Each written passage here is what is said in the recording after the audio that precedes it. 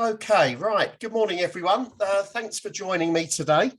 Um, so we're going to be together for about an hour, but I've put an hour and a half in for any Q&As, thoughts and observations at the end. So what you've joined today is the first of a monthly series of kind of, I suppose I might call them lectures, although whether that's true or not is for you to decide, that I'm going to be running over the course of the year, and they're free to access for all of my clients and anyone on my clients' teams.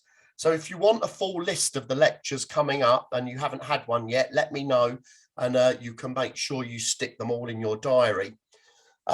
Now, I decided to design these lectures around the results of a survey I ran last year with business owners and senior directors in companies, where I asked them what are some of the things, some of the challenges they have both with themselves and with their leadership teams in terms of how they move their business forward.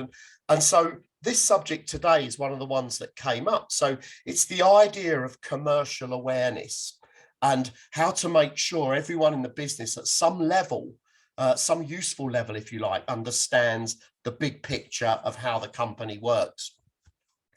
And those of you that know me know I'm a big storyteller, and I want to start off framing this subject today with a quick story back in my Tesco days. When I was working in the internal audit department, I actually applied for a job as a commercial buyer. It was actually a new buying role in the commercial division. And I had my interview, and the interview went really well, and the feedback I got was really positive. You know, they even commented how much I understood about the business. But then if you've been an auditor for a few years, you've probably been around most of it. And but they didn't give me the job. And the reason they didn't give me the job was that they said I just lacked commercial awareness or commercial understanding, although they struggled to justify and explain what that actually was. And just that comment set off a lifelong journey of fairly frustrating journey, I have to say, into trying to understand what commercial awareness was. Until I came to a perspective much later on in my career that actually business is simple and it's people that make it complicated. So the idea of commercial awareness is not a complex one.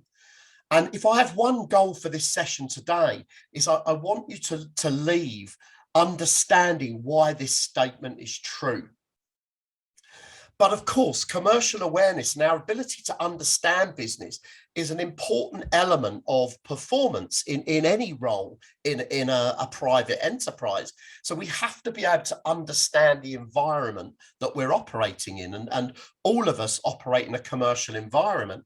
And we each bring different technical and professional skills into that, but it's useful for us all to be able to understand how the total environment works, and particularly for those of you that are in senior leadership positions or aspire to be in senior leadership positions.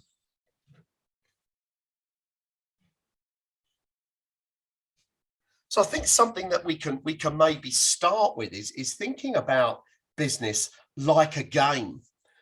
Because in essence, it kind of is a game, you know, and a game has several components to it that are analogous to a business. So, for example, there's generally some sort of playing board or field of play, and there are some rules attached to what can or can't happen in that field of play. Now, that's analogous to a business. You know, a business operates in a market. The market is the field of play. The difference is the rules keep changing and the board itself keeps changing in business. So that's an element of complexity that doesn't happen in a normal sort of standard game. The second element where there is a comparison between a game and running a business is the level of uncertainty and adversity. So in a lot of games, that uncertainty and adversity is introduced by means of things like dice. Or actually it's by competitors. You know, the one thing you don't know, you have no clarity of, is what your competitor may do. And that's analogous to business. We don't know at any point in time where the market might change or what might happen with competitors, or even the unseen things that might happen that will impact us. So it's a constantly moving level of risk that we're being asked to manage. And finally, an interesting distinction, but maybe between a game and a business is with a game, there is generally some sort of outcome, a point at which we know the game is finished and someone has won or someone has lost. One of the challenges, I think, for running a business is that the game never finishes. It always evolves and it always changes. And so you never get to a point where you go, right, I'm done. It's all done. Everything's as it's supposed to be. So in business, there are fundamentally 4 types of game that we can play. And there are 4 types, if you like, of different business models. And as we work through this, I encourage you to think about your business and look at what type of game do you play? And are there actually various games at play within your business? So the simplest and probably the most oldest form of commercial game is the retail model. So retail model is where I buy something and I then sell it on. And in selling it on, I make a margin and make profit by charging for more than I bought it for. And typically, the reason I'm able to charge more for it is that either I can buy it cheaper because I can buy it in scale or volume, or I can provide it to you where you wouldn't be able to normally get it where you're located without a great deal of difficulty. So that's the simplest and oldest version of the business game. The second version of the business game is a build model. And this encompasses quite a wide range of companies. But essentially, a build model is where I take various components and pieces and materials and I assemble something which I then sell, and I create profit and margin in the compilation of those things and charging more for the finished product than it cost me to actually build and construct it. So this can include the construction industry, the manufacturing industry as well. So it's quite a broad church, but it requires that I bring together things and add some value by doing something to those things, which creates a finished product or service. Now, the third model we can play is the service model. The service model for me, very simply, is I have a group of people, and those people have a group of skills or a level of knowledge, or even just have time that I can sell on to other people because it's more efficient for them to source that service from me than it is to do that thing on their own. So all of the professions appear in this kind of business game, as do any kind of outsourcing that involves people. As I was coming home this morning, the bin men were here collecting the bins, and I noticed that that's an outsourced contract now, and I think has been for some while. So someone is making a level of margin or attempting to make a level of margin on the use of those people. That's the service model. And the final model, maybe the one that we think about least, the final kind of business game, if you like, is the hire model. So that's where I have an asset or a thing, and it is more efficient for you to borrow that thing from me from time to time than it is to buy it for yourself. And a great example of this is a hotel.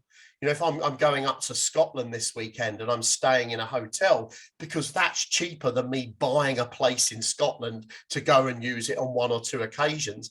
And similarly, things like logistics companies, even tool hire companies, they're all operating a hire model, and they make their profit by charging more for the hire of that than it costs them to own that particular asset. So as you look through that, you probably already recognize what's the core business model that your company offers. But many companies also tend to offer secondary models. So you might be a manufacturer, but you might also offer some design consultancy, which is a serve model. You might be a retailer that also engages in some level of hire activity. So you can kind of figure it out for yourself what game you're actually playing.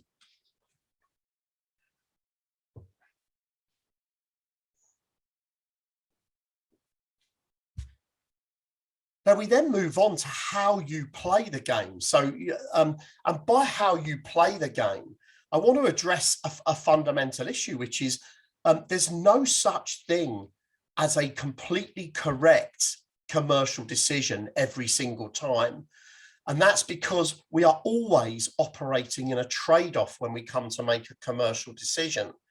And we're having to make decisions about how much risk we're prepared to take. That's an element of a commercial decision that is very rarely black or white, because a lot of what we do in business, we have to recognize we don't know if it's going to work or not until we've done it. So part of commercial awareness is the ability to understand what you know and don't know about any particular situation, so that you're able to make good quality judgments about the known and the unknown. So therefore you can make the risk as visible as you can. And the second trade-off is that we have finite resources in business. We don't have an unlimited access to money, assets, or even time and energy. So we have to make choices and priorities. And those decisions are typically grey. They're not black or white decisions. So there can be no such thing as a perfect decision in a business, only the best we can do with the data we have and what looks obvious to us moving forward. And what we're typically trading off is these three things in most companies. So we're trading off the amount of profit we're able to make with the level of service we want to provide and the quality of the product or service that we're trying to sell. I saw a poster ages ago, which I thought, sorry, not a poster, it was a sign in a shop that I thought was brilliant, a brilliant way of describing this. And the sign said, we offer 3 grades of service: cheap, fast, or good. You can pick any 2. And this is an important distinction when you're making a decision. Even a day-to-day operational decision is you are trading off the amount of profit the company makes with the level of service the customer experiences and the quality of the final product that they get. And one of the things I notice in day-to-day decision-making in businesses is it's generally the margin that ends up suffering, because the service element and the quality element tend to bring us into conflict or into the potential for disagreement with our fellow human beings. So we take the hit on margin, and I don't think that's always a sensible strategy. So let me bring this model alive for you with an example of an industry that we should all be familiar with at some level, and that's food retailing. And obviously my background in food retailing kind of helps here. Now, if we contrast two big UK food retailers, let's contrast 2 that are on my high street here, Waitrose and Aldi. Now, Aldi, when I go into the Aldi store, I know that generally the products I buy are going to be quite cheap, and that they might not be at the same level of quality that I come to expect when I go into Waitrose. I mean, there's an interesting distinction, and sometimes the quality of products is better, but generally I know it's going to be cheap, and I know that it may not be as good as Waitrose. And I also know that I don't expect the same level of service in Aldi that I get in Waitrose. There's just something about walking around that store that feels different when you're in Waitrose. It feels more calm, more under control, and it even just looks nicer. And staff generally, I find, are a little bit healthier. Healthier, a little bit more helpful. I think they're all in the rudest of good health. So both these business models, there's nothing wrong with either one of these business models. They're both organized to do one thing, to give value to the customer in however the customer perceives value. So the starting point with your business is to understand the types of customers we want to sell to, what equates as value to them, because value is not just price, it's price, quality, and service in the mix. So hopefully that makes sense. And it also shows us why you can be successful in the same sector with very different approaches to how you run your business. And neither is right and neither is wrong. So, being the best at service or the best at quality is not always the game that companies play. So you've got to understand, where do you sit in this value equation?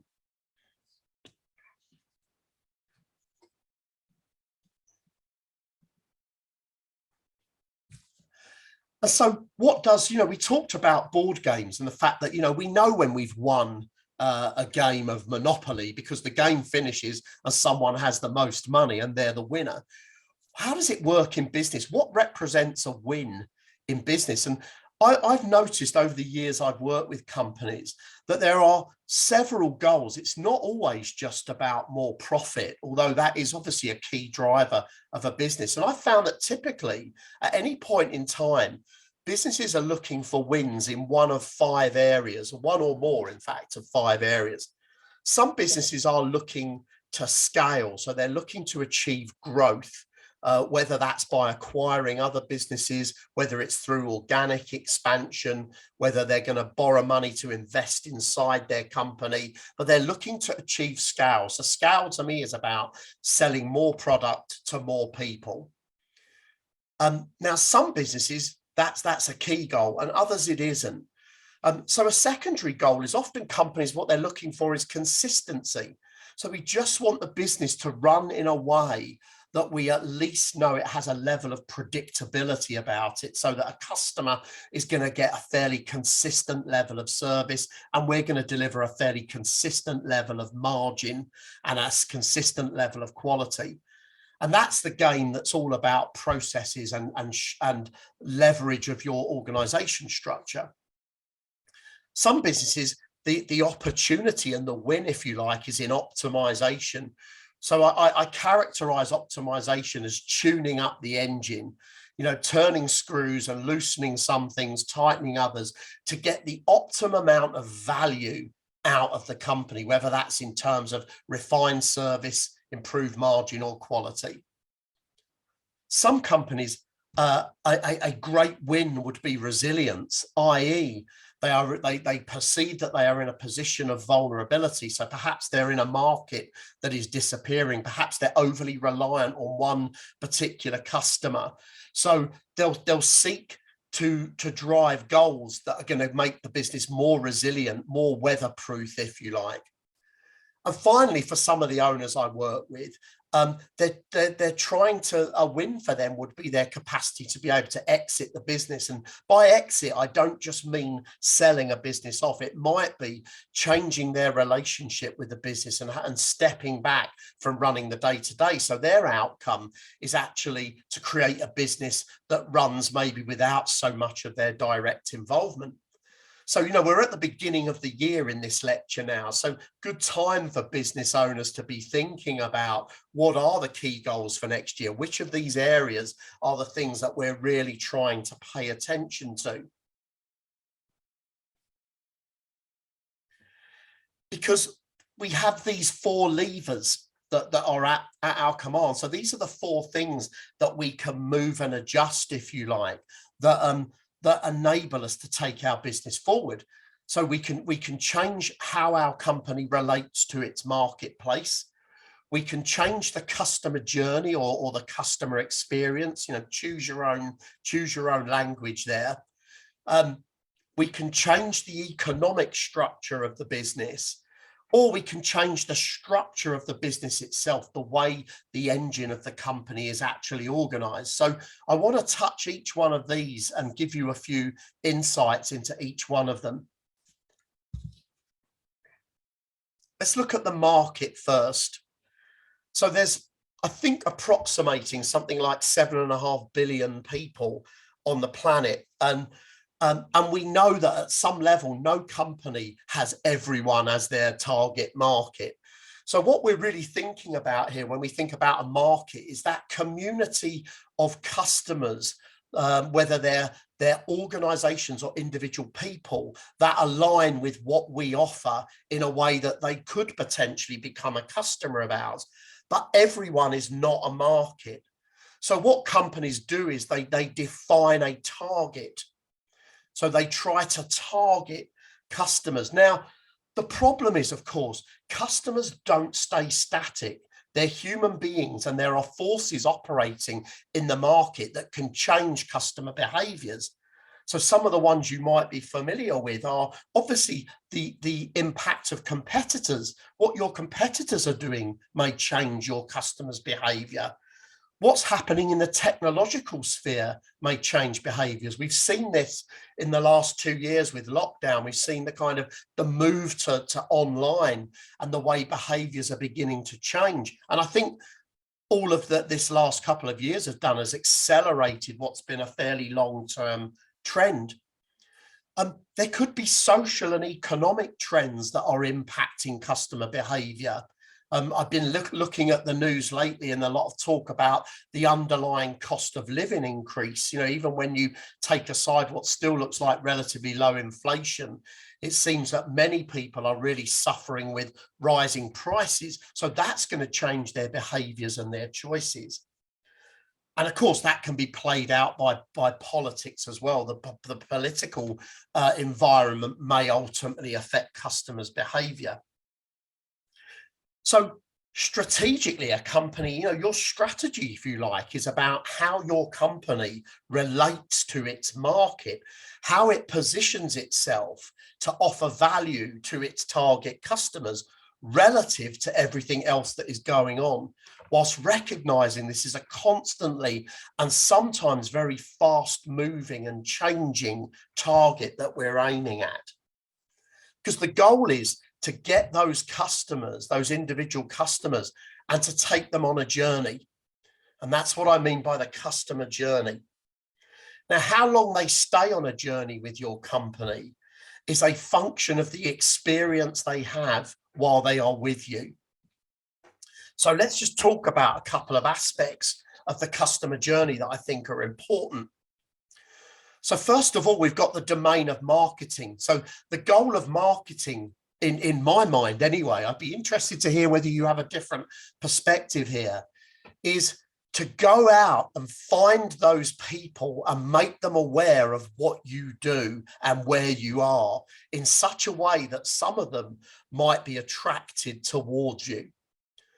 And marketing does that by creating campaigns, creating various ways of trying to connect with that target market in a way of kind of almost being able to suck people in to your sort of traction beam, if you like, and get them into your sales process.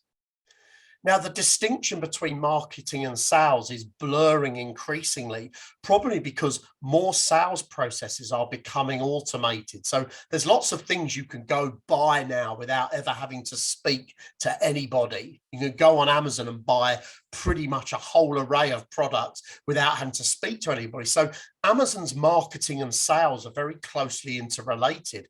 Their sales effort, if you like, is an automated process. But for other companies, you have a process you take your customers to, and you may have salespeople that take them through a process that takes them from an interested person through to someone who actually buys from you. Hopefully that makes sense. And then once they've bought from you, you have to deliver the product or service you promised to them. And in there, the goal is consistency. The goal is that you match the customer's expectation of what they're going to get in terms of service, quality, and price gets matched by what you deliver to them. If there's a mismatch of expectation, that can shorten or lengthen the journey of the customer, depending on which way it goes. And once we've got a customer and we've sold something to a customer, the goal then becomes to build a relationship with them such that they continue to buy from us. And hopefully they begin to buy some of the things that we sell that they don't have or that they don't source from us at the moment. So we're looking not just to keep customers, but to grow the value of customers as well.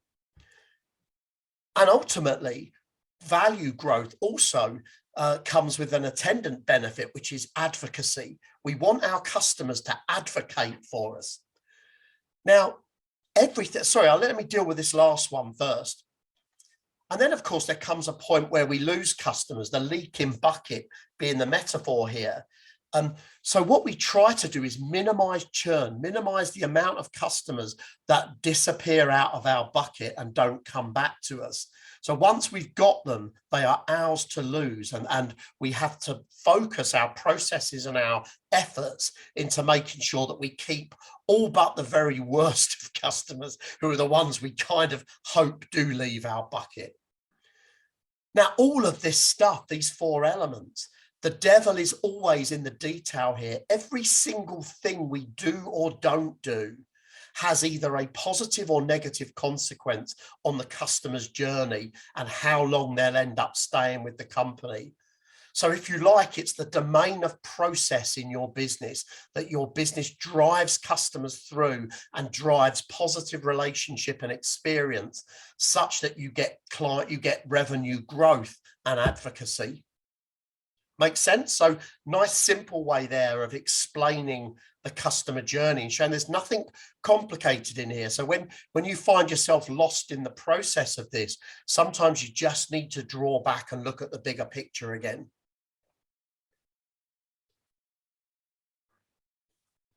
And then we can move on to the economics. So there are 2 fundamental goals of any company. One is to make profit. So profit is to make more money than you spend ultimately. So, there are 2 ways to make more profit: sell more or spend less. Either way, you can create more profit.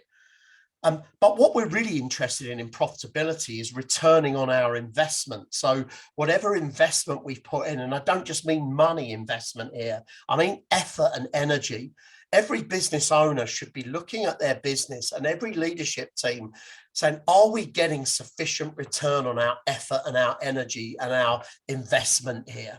That's the critical thing. And then the second goal for companies is to create a level of surplus cash, which can either be used to be removed to go to the owners and shareholders, or can be reinvested in growth or further improvement to the business.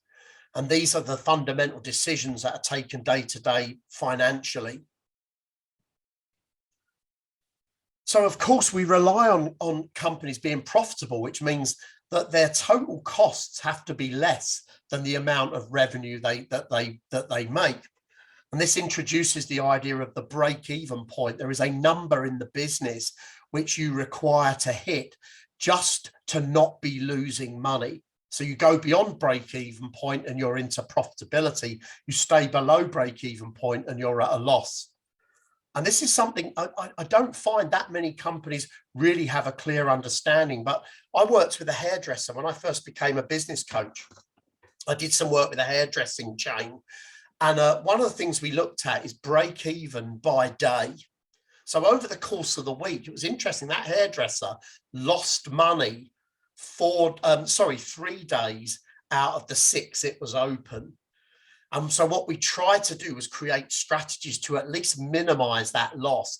But pretty much all the profit was on a Thursday, Friday, and Saturday, because that's when the salons became full.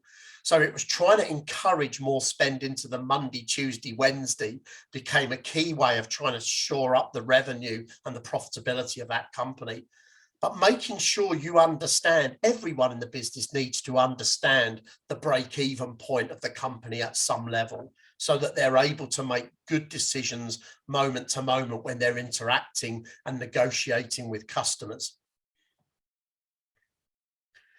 Second idea I think is important to think about in economics now is acquisition cost. How much it costs us to buy a customer. Now, 20 years ago, this would have felt like an alien subject, but the world is moving and changing fast, and every company at some level is in the game of buying customers.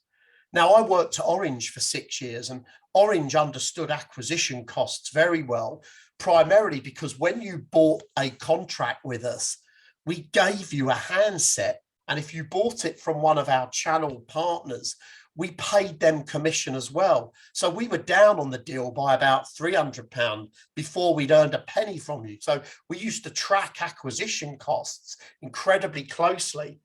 And ultimately, we only made profit on an 18-month contract. We'd only make profit in the last 4 months. But luckily, the margins were very good once we were past recovering that acquisition cost. So acquisition cost, if you like, is the total cost of your marketing and sales effort divided by the number of customers you have, or the number of new customers you acquire through that, is a good way of thinking about acquisition. And I promise you, if that cost is not important to you now, it's going to become increasingly important to you as we move forward.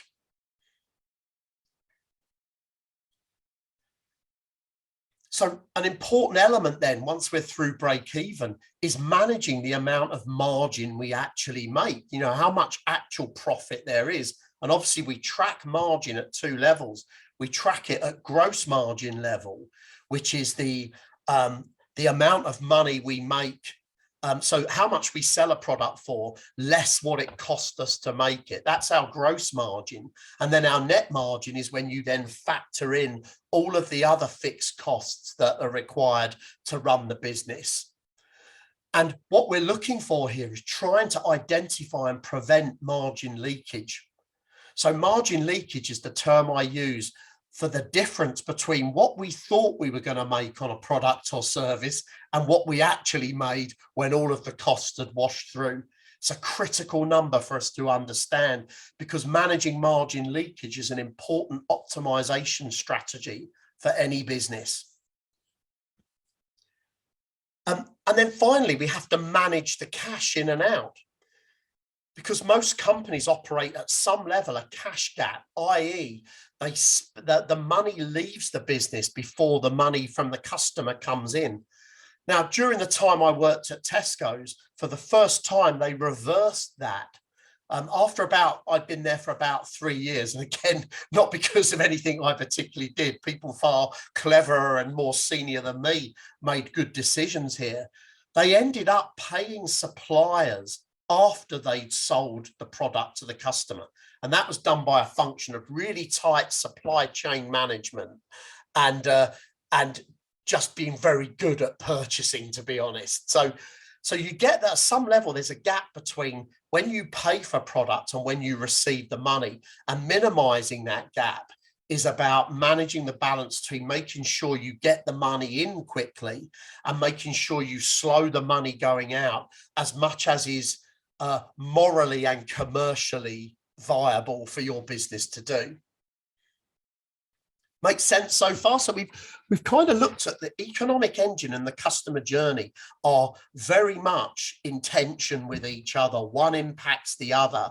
And of course, both are affected by the environment set in the overall marketplace.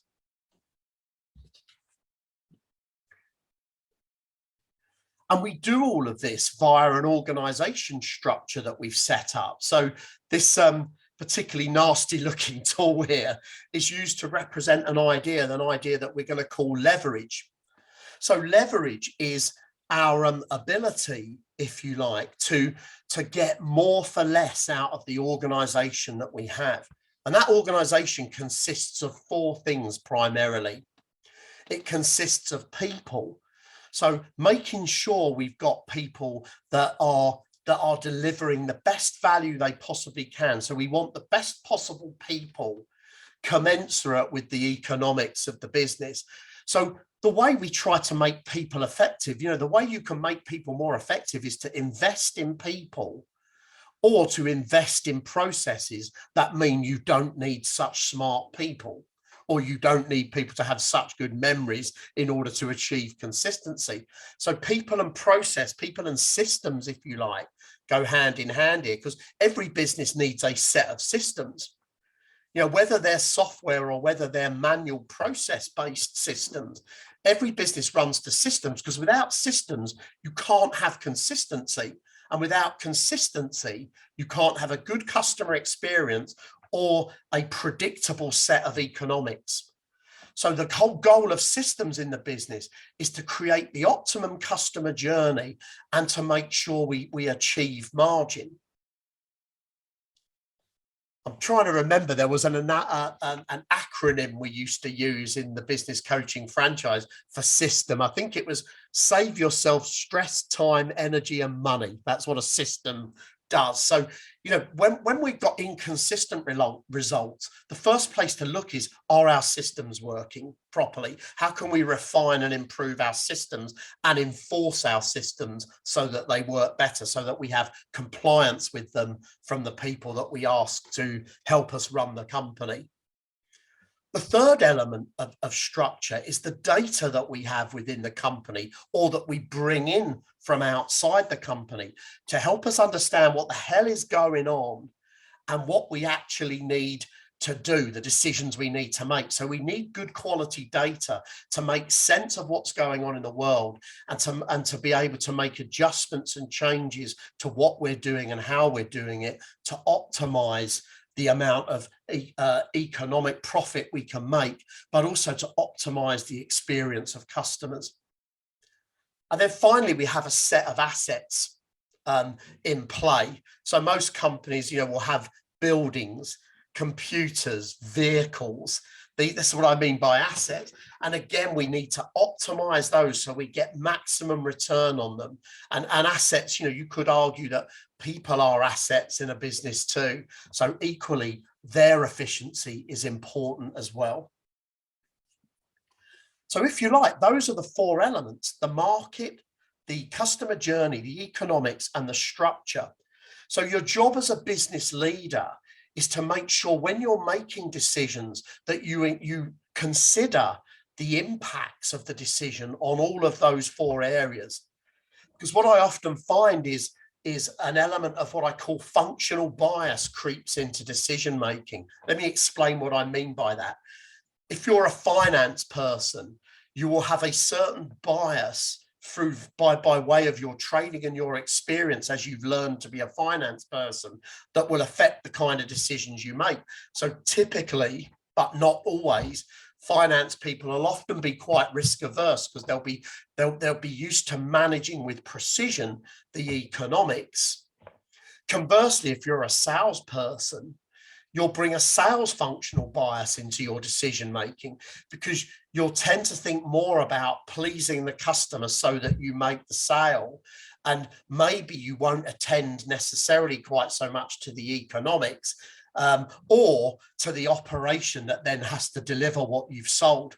I've seen some examples in my corporate world of some spectacular oversells by salespeople that turned what looked at face value like a brilliantly won multi-million-pound contract that actually turned into a huge loss-making exercise for the company.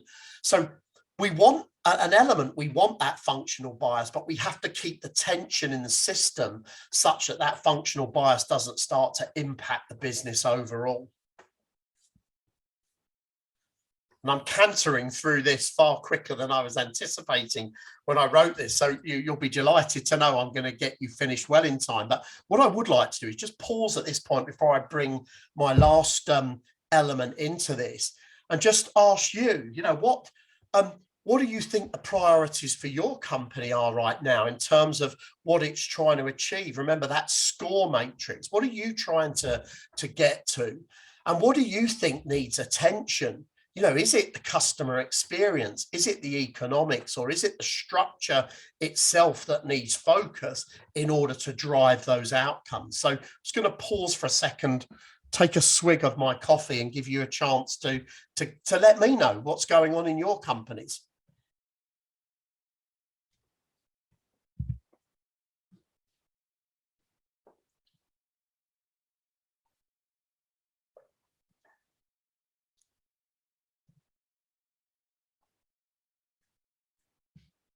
Everyone's very quiet, so I will assume everything's under control and being perfectly managed. But at the end, I'll come back and I'll check in on that chat again. So one more thing I want to talk to you about in terms of commercial awareness. You may remember at the beginning of this presentation, I posited an idea, and I said my goal at the end of this presentation was to prove that idea was true. And the idea was that business is simple, people make it complicated. So now, if a computer was running your business, let's assume that we develop sufficient AI technology or capabilities such that a business could look at all of the variables and the dynamics and get data in real time about what's going on and very quickly move and adjust to accommodate what's happening in the market, it would be quite brutal. It would be quite brutal in its decision making because it would be dispassionate. It wouldn't have any concern for the emotional aspects of running a business or managing a business. And I know that in reality, that's not quite true. Because in reality, you know, we're dealing with human beings. The owners of businesses are typically human beings. I don't coach any businesses that are literally run by cyborgs. So that means that there's a moral dimension that comes into running a business and also a personal perspective on each decision and on each trade-off and on each level of uncertainty. So the reason business often feels complicated when it's actually relatively simple is that we are dealing with lots of multiple perspectives and also lots of moral and uncommercial thinking and choices that come into the mix. And I'm not saying there's anything wrong with that. I'm saying we have to concede that that is the reality.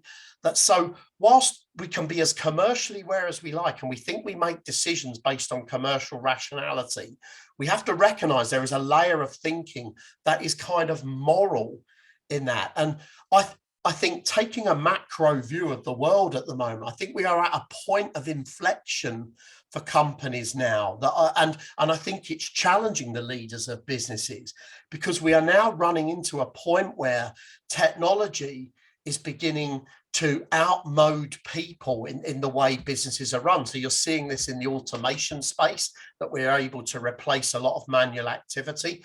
It's also coming in the AI space with professions and skills, so that we're almost kind of potentially, you end up with a few people that know how to operate those things and code and set those things up, and a whole bunch of people that have very boring, predictable roles. You know, like kind of, I often think of checkout operators, and we've got to be careful in and I think some of the difficulty for a business leader and for anyone in a management position is trying to reconcile what's commercially right with what's good for people.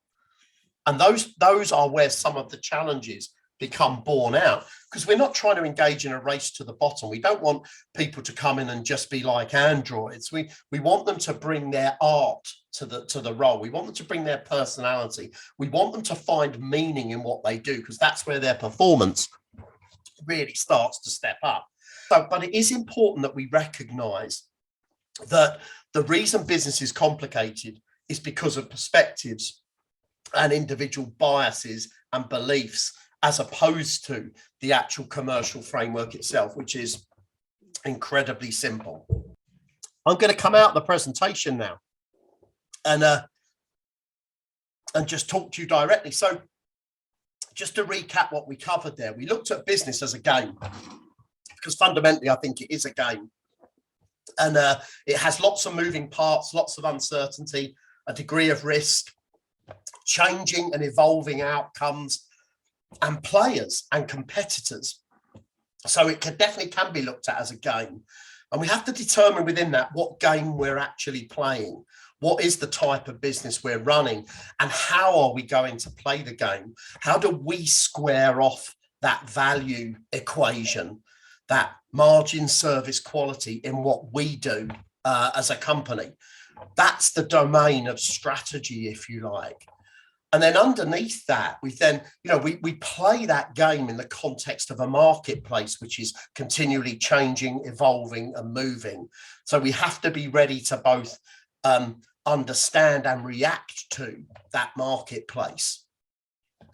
And the goal then becomes to balance the amount of economic profitability we can make with the level of customer experience, recognizing that both come at a cost. If you want to make more money, the chances are at some level the customer experience can be tested and challenged. And conversely, if you want a really great customer experience, you have to make sure that doesn't come at an economic cost that is unacceptable to the business. So we do that, and we deliver that through this organization structure, through this group of people organized into departments, systems that we then combine with assets and data in order to run the company. So it really is quite simple.